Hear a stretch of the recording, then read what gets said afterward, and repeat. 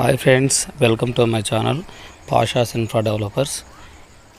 ఈ వీడియోలో మనం 4 ఇంచ్ సిమెంట్ బ్రిక్స్తో కాంపౌండ్ వాల్ను ఎలా కట్టాలో తెలుసుకుందాం. మొదటగా కాంపౌండ్ వాల్కి వేసినటువంటి పిల్లర్లకి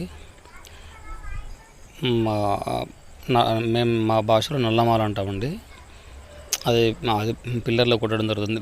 ఎందుకోసం అంటే పిల్లర్ టు పిల్లర్ గోడ కట్టినప్పుడు క్రాక్స్ రాకుండా ఉండడం కోసం అని చెప్పి ఇలా పిల్లర్లకు రెండు వైపులా నల్లమాల లాంటివి కొట్టడం జరుగుతుంది. అంటే సిమెంట్ వండ అంటారు దీన్ని.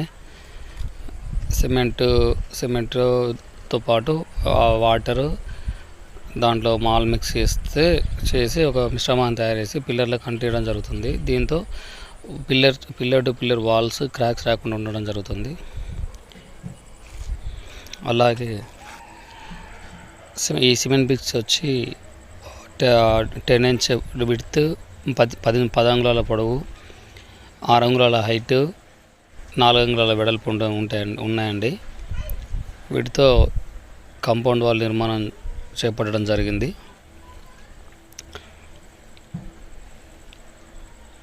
మీరు ఒకసారి చూసుకోవచ్చు.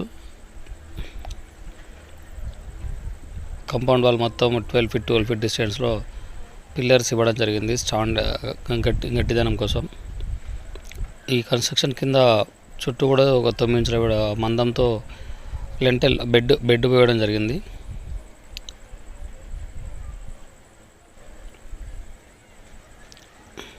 ఈ వీడియో మీకు నచ్చినట్లయితే please like, share, subscribe my channel Pasha's Infra developers.